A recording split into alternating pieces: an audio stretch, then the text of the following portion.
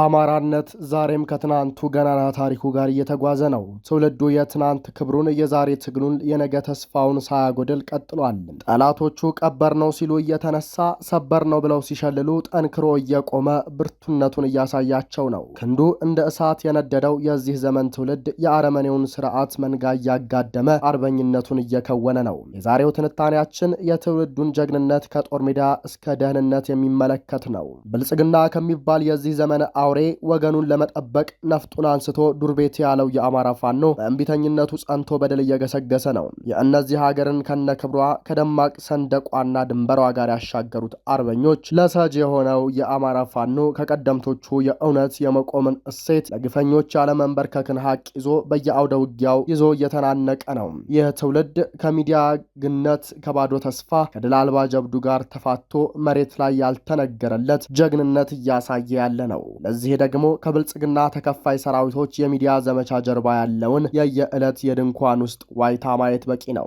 አገዛዙ በፊት ለፊት እየሸለለ ከጀርባው በፍርሃት ሲርድና ሲነፈርቅ እንደከረመ ይታወቃል። አርበኝነት የወረሰው ፋኖ ባንዳነትን ከተሸከመው ብልጽግና ጋር በየጦር ግንባር እየተፋጠጡ ነው። አማራነት እውነት፣ ብልጽግናነት ውሸት፣ ፋኖነት አሸናፊነት፣ ብልጽግናነት ፈርጣጭነት ሆነው ገጥመው ፋኖነት ለአማራ ሕዝብ ቆሟል፣ ብልጽግናነት በአማራ ሕዝብ ላይ ዘምቷል። አማራ ለክብሩና ለህልውናው ይዋደቃል፣ ብልጽግና ለዘር ማጥፋት ይፋለማል። እንዲህ ያለው ትግል በይፋ ከተጀመረ 2 ዓመት ከ6 ወራት ተቆጥረዋል። ከጠላቶቹ ጋራ በህብረት ክንዱ እየተናነቀ ያለው የአማራ ሕዝብ በአሸናፊነት ግስጋሴ ላይ ነው። ትናንት ከነበረበት የነጻነት ምልክትነት እስከ ዛሬው መከራው ድረስ የጥላቻን ጥግ የሚያሳዩት የ4 ኪሎ ባለጊዜዎች ሞትን የተሸከመ አፈሙዝ ጭነው ወደ ግዛቱ ገብተው ወረራ ፈጽመውበታል። ይህንን ወረራ በአስደናቂ ጀብዶች ታጅቦ እየመከተ ቀጥሏል። በአማራ ሰማይ ላይ በብልጽግና የተበተነው የሞት ደመና ተገልጦ በአማራ ከነጻነት ሰማዩ ጋር ይገናኝ ዘንድ አዲሱ ትውልድ እስከ መጨረሻዋ ህቅታ እየተናነቀ በጀብድ እየተዋደቀ ነው። ውድ ህይወቱንና አካሉን እየሰጠ የህዝቡ እውነተኛ ዘብ መሆኑን ያስመሰከረው የአማራ ፋኖ የትውልዱ ልዩ ክስተት ሆኗል። ከኢህዴን እስከ ብአዴን፣ ከአዴፓ እስከ ብልጽግና የአገዛዞቹ የሴራ ገመድ ሆኖ የተጎለተው መንግስታዊ መዋቅር የመላላኪያ ገመዱ ተበጥሶ ተጥሏል። በተላላኪነት የጉልምስና ዘመን ላይ የደረሰው ይህ ከአማራ አብራክ ተወልዶ የጨነገፈ ቡድን ዛሬ ላይ ክብር ለፋኖ ጀግኖቹንና ከጥላው ጋር የማይተማመን ድንቁጥ ሆኗል። 4 ኪሎ የተጎለቱ የክፍለ ዘመኑ የአገሪቱና የአህጉሪቱ ክፉ መሪዎች ሽንፈታቸውን የሚሸፍኑበት አጥተው ውርደታቸውን በማጣጣም ላይ ናቸው። ጸረ አማራነት እየተቀመመ የሚረጭበት የ4 ኪሎ ቤተ መንግስት ዙፋን ከነክፉ ትዝታዎቹ ሊነቀል በአዲሱ ትውልድ የአሸናፊነት መስመር ላይ ገብቷል። አብይ አህመድና ቡድኑ የአማራን የሞት ድጋስ የደገሰበት የታንክና የባንክ ጋኑ ተሰብሮ የጣረሞት መንፈራገጥ ላይ ነው። አማራንም በገዢዎች የደበዘዘበትን ክፉ ዘመን በጉልበቱ እየሰረዘ ለአዲሱ የብርሃን ጭላንጭል ጋር ተገናኝቷል። በብልጽግናው ስብስብ ላይ ያደረሰው ታሪካዊ ውርደት የመጣው በጠላትነት ፈርጀው ሊያጠፉት ከሚፈልጉት ህዝብ መሆኑ ድሉን ድርብ ያደርገዋል። ይህም የገዢው መንደር ካድሬዎችን የሚያሸማቅቁ በት ሽንፈት ያስጎነጨ ሆኗል። አማራ ሊያጠፉት ባዞሩበት አፈሙዝ መልሶ በመግረፍ እንዲፈረጥጡ አድርጓቸዋል። የአገዛዙ ቀልብ ካድሬና ሰው በላ ሰራዊት የተማረከበት ጉልበቱ እየከዳው በአማራ ፋኖ ጀግኖች ስር ተንበርክኳል። ብልጽግና ወደ መንበረ ስልጣኑ ሲመጣ ከአፍሪካ ቀዳሚ የመከላከያ ኃይል የነበረው እንደሆነ አይዘነጋም። ኃይሉም በሰማይም በምድርም የሚጠቀማቸው ዘመናዊ መሳሪያዎችም የታጠቀ ነበር። ይህንን ግዙፍ ኃይል ሙሉ በሙሉ የአማራን ህዝብ ለማጥፋት ፈተው ዘመቻ ተጠቅሞበታል። በኢትዮጵያ መከላከያ ሰራዊት ስም የሚነግደው ወንበዴ ቡድን ሁሉንም አይነት ኃይል ይዞ በአማራ ላይ ቢዘምትም አዲሱ የአማራ ትውልድ የማይጨበጥ ረመጥ ሆኖበታል። አብይ አህመድ መራሹ ተረኛ ዘረኛ ስርዓት ከባድ የጦር ጀቶችን አዝምቶ የአማራን ህዝብ ደብድቧል። ዘመናዊ ድሮኖችን ልኮ ንጹሐንን በጅምላ ገድሏል። በምድር በከባድ መሳሪያዎች የሚታጀብ እግረኛ ጦሩን፣ ባህር ኃይሉን፣ አየር ኃይሉን፣ ሪፐብሊካን ጋርዱን በአማራ ግዛቶች ላይ አሰማርቷል። ይህ ሁሉ ግን በትውልዱ ቆራጥ ክንዶች እየተጠረፈ ወደ አፈርነት ተቀይሯል።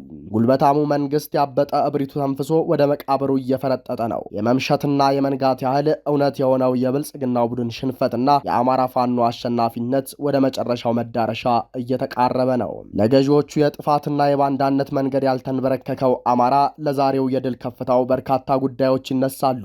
የአማራ ትግል በነፍጥ የሚደረግ በመሆኑ ይህንንም መሸከም የሚችል ያለቀለት የሚባል ጀግና ጀግና ጦር አለው። በዚህ የሚመራ ሰንሰለቱን የሚያከብር ዋጋ ለመክፈል የቆረጠ ጀግንነቱን በየጦር ግንባሩ ያስመሰከረ ተዋጊ ባለቤት ነው። አፈር ልሶ ድንጋይ ተንተርሶ የሚዋደቀው ኃይል በደመነፍስና በስሜት የሚጓዝ አይደለም። ይልቁንም ለምንና ለማን እንደሚዋጋ ማንን እንደሚወጋ መዳረሻው የት እንደሆነ የተረዳ የበሰለ ኃይል ነው። የአማራ ፋኖ ከስሜት ጦረኝነት ይልቅ ነገረ አማራነትን በሚገባ የሚያውቅ ነው። አማራ እንደ ህዝብ ትውልዱም እንደኖረበት ዘመን የፋኖን አይነት ቡድናዊ ጀግኖች በማግኘቱ እድለኛ ነው። ይህ ትውልድ በብልጽግና ላይ ላሳየው የበላይነትና ላስመዘገባቸው ወታደራዊና ፖለቲካዊ ድሎች የመረጃና ደህንነት መዋቅሩ ከፍ ያለ ሚና አለው። የአማራ ትግል የተከተለው የተናበበና የበሰለ የመረጃና ደህንነት ስርዓት ትግሉን ከብልጽግናው ስርዓት የመከራ ቋት አላቆታል። ትግሉን ለመጥለፍ አሰፍስፎ ይጠብቅ ለነበረው ስልጣን ፈላጊ የቁስ ሰቀቀናም ሰርጎ ገብ ባንዳና አፈሪ ታጋይ መርዶ የሆነ መንገድ በመከተል ትግሉን እንዲጸና አድርጓል። የአማራን ትግል ሽጣው የመከራ ዘመኑን ለማራዘም የቋመጡ ክፉዎች የማይደርሱበት ሆኖ የተሰቀለው በመረጃና ደህንነት ክፉ ጠንካራ ስራ ነው። የአማራ ህዝብ እንደተከተለው አይነት ያለ ትግል ውስጥ መረጃ፣ ወታደራዊና ፖለቲካዊ ሁኔታዎችን ከመሰረቱ የመቀየር እጣ ፈንታ አለው። በመረጃና ደህንነት ውስጥ ያለው የጦር ሜዳ ድል ብቻ ሳይሆን ከዲፕሎማሲ እስከ ኢኮኖሚ የሚዘልቅ ተሻጋሪ ነው። ኢትዮጵያ ያደረገቻቸው ዓለም አቀፍ ጦርነቶች ልምድም የሚነግረን ይህንን እውነት ነው። አርበኞች ከፋሽስቶች ጋር በነበራቸው ጦርነት የደህንነት ሰዎች ሚና ከፍተኛ ነበር። መረጃ በቴክኖሎጂ ባልዘመነበት በዚያ ዘመን እንኳን ነባር እሴቶቻቸውን እየተጠቀሙ ጉልበታም ወራሪዎችን መክተዋል፣ ድልም አድርገዋል።